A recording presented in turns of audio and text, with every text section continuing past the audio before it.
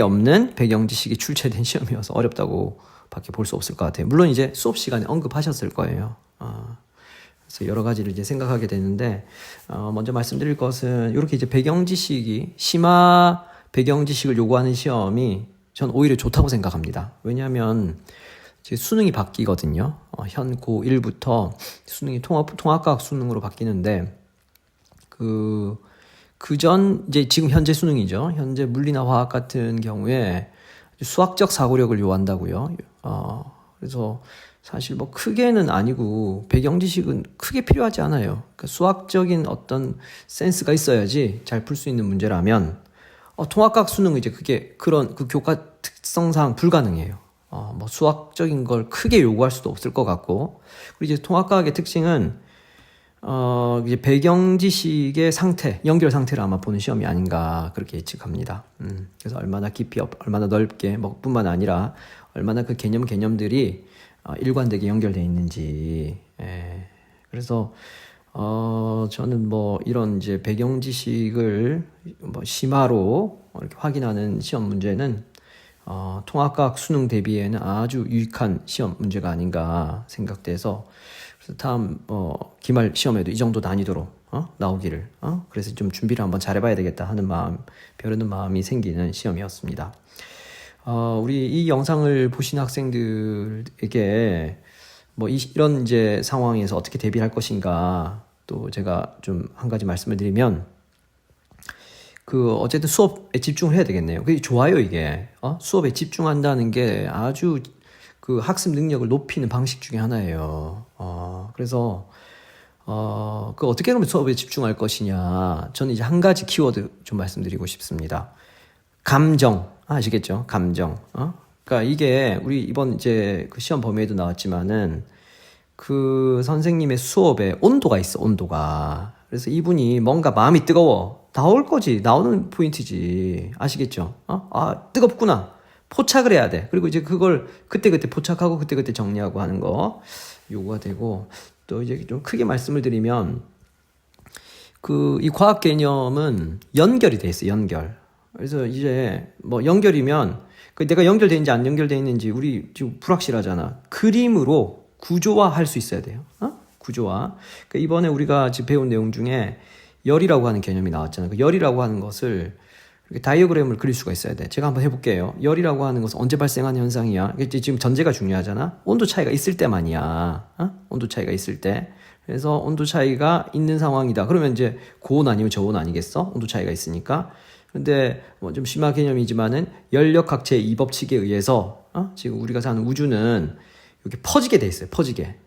에너지가 퍼지게 돼 있어. 그래서 고온에서 저온으로 막 에너지가 막 퍼진다고요. 근데 어떤 형태로 퍼지느냐? 세 가지로 퍼진대.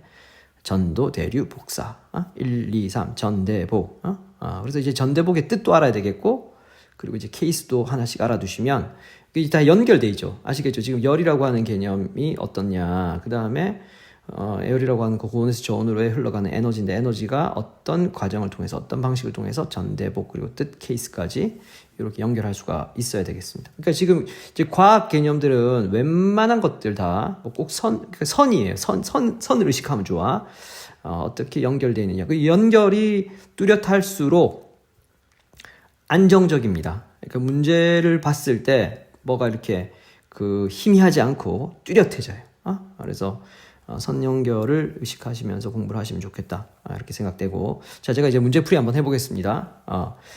7번을 제가 선정한 이유는 우리 조이학원 학생들 기준으로 뭐 80% 정답률이니 큰 어려운 문제는 아니지만은 여기 이제 수능형 문제예요. 그래서 제가 소개할 겸 한번 7번을 선택을 했습니다. 7번 같은 경우에, 자, 기억. 생물을 구성하는 가장 이렇게 나오니까 좀 희미하잖아. 뭔가 좀 약간 의심스럽잖아. 근데 우리가 이제 이 국어 배경 지식이 사실 있어야 돼. 이 문제를 풀려면. 가장 작은이란 말에 동의어가 있어. 그게 뭐야? 기본이잖아, 기본. 너 기본은 해야지. 기본 뭐야? 그게 최소치를 해야 된다. 그 말 아니겠어요? 그래서 생물을 구성하는 기본 단위다. 맞잖아. 맞죠? 우리가 보통 그렇게 정의를 하기도 하고. 그래서 미니멈. 요렇게 이제 전환되는 동의어 관계들이 있다고요. 그것들을 이제 공부하시면서 포착을 정리를 해놔야 돼. 두 번째, 니은 모든 세포는 현미경으로만, 그러니까 봐봐, 모든 만, 이게 이제 틀릴 가능성이 높은 선지긴 한데, 이거 틀렸다고 어떻게 단정하겠어? 발레를 빨리 떠올려야 돼. 물론 이제 이것도 역시 배경지식 문제긴 해. 한데, 그래서 모든이나 많이 나오면 발레가 있으면 배척되는 거예요. 그래서 발레가 빨리 떠올라야 되는데, 난 떠올라. 지금 이제 니은이 뭐야? 지금 현미경 말고 맨눈으로 보는 세포가 있어 없어? 그 말 아니야? 명난젓. 명난젓. 뭐 난자 같은 경우까지 생각할 것도 없고, 명난젓 같은 경우에는 걔가 지금 나오자마자 그 세포 하나 할 거 아니야. 난자 하나. 그래서 그러니까 이제 모든 예외가 있네. 발레가 있으니까 니은은 틀린 선지가 되겠고, 틱스 뭐 귀염둥이죠. 한 개체의 세포는 모두의 발레를 빨리 떠올려봐. 사람 아니야, 그 개체. 사람이 뭐 한 가지 세포로 돼 있나요? 상피세포, 신경세포 등등. 귀염둥이네. 디귿. 아니고, 답은 1번이 되고. 제가 이제 이 문제를 선정한 이유는 빨리 말씀드리면, 설마 하나일까? 우리 초딩들이 그렇게 생각할 수가 있는데, 명심하십시오. 하나인 경우가 많다. 억수로 많다. 아시겠죠? 그래서 전혀 무관합니다. 하나인 경우가 꽤 많다는 것을 생각하시고 정확하게 문제를 푸셔야 되겠습니다. 자, 11번 넘어가겠습니다. 11번을 만약에 여유롭게 푼 학생이 있다면 그 학생은, 저는 이제 전체 지금 제가 받은 오답 중에서는 11번이 제일 어렵다고 생각해요. 우리 조희아원 학생 60% 정답률의 문제긴 한데, 왜 그러냐면, 한번 보십시다. 기업, 니은, 디귿은 뭐 다 귀염둥이고, 리을이 이제 퍼즐 포인트네요. 아주, 요 리을을 잡아야 되는데, 리을. 조상 핀치와 핀치 무리 A, B. 이제 A, B가 지금, 요게 이제 이 문제만큼은 제가 볼 때, 뭐 어떻게 풀었는지 모르겠으나, 배경 지식이 있어야지 푸는 문제네요. 그래서 다음번에 이제 어떻게 이 방국중학교 시험을 대비할까를 다시 한번 생각하게 하는데, 여기 보면은 이제 A도 B도 핀치가 나오잖아요. 그러니까 마치 우리가 백인, 흑인처럼 느껴지잖아요. 그러니까 아직도 종의 분화가 이루어지지 않은 것처럼.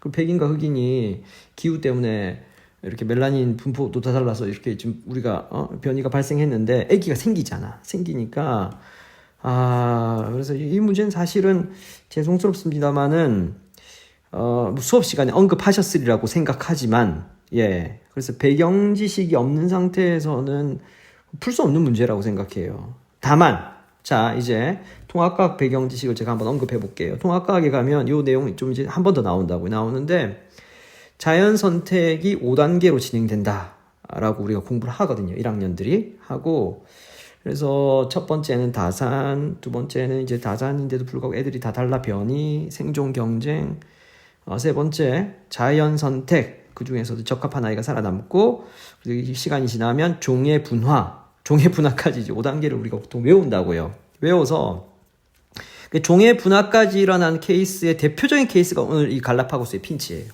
그래서 리을 같은 경우에는 어찌됐든지 지금 A와 B가 종의 분화가 일어난 상태라고 합니다. 그래서 리을이 해당 사항이 없어서 정답은 2번이 되겠습니다. 22번 마지막으로 보겠습니다. 22번도 1, 2, 3은 이제 귀염둥이여서 설명 생략하고요. 4번, 5번 둘 중에 하나가 이제 아리까리한 양자택일의 문제라고 생각됩니다. 이제 4번 같은 경우에도 이게 사실은 배경 지식이 필요한 문제네요. 지금 보일 법칙과 샤를 법칙이라고 하는 우리 다음 단원의 기체 법칙을 배우다 보면 이게 이제 명확하게 4번이 정답이란 것을 알죠. 온도에 따라서 부피가 비례하다 보니까 4번이 맞는 선지인데, 이제 5번이 헷갈렸을 것 같아. 우리 열평이라고 하는 게 온도가 같아졌으니까 더 이상 열의 이동이 일어나지 않는 거 아니야? 라고 생각할 수 있는데, 여기서 이제 이 문제도 만약에 깊은 사고력으로 푼 학생들이 있다면 정말 리스펙트 합니다. 뭐냐면 복사가 있잖아. 복사가 우리가 발레를 생각했을 때, 그러니까 어쨌든 빛이라고 하는 것이 그 온도에 해당하는 열 복사가 빛이 나갔을 거 아니야. 그 주고받는 빛의 양이 같았겠지. 그래서 그렇게 했고, 그 평형이라고 하는 거에 대해서 간단히 말씀드리면 동적 평형과 정적 평형이라고 하는 게 있어요. 그래서 이제 항상 이게 주고받지 않아서 일정하게 유지가 되는 경우는 참 사실 별로 없고, 보통 주고받는 양이 같아서 일정한 경우가 많다라는 것까지 알아두시면 좋을 것 같습니다. 정답은 따라서 몇 번인가요? 4번이 되겠습니다. 열의 이동이 일어납니다. 복사가 주고받는 양이 있다가 되겠습니다.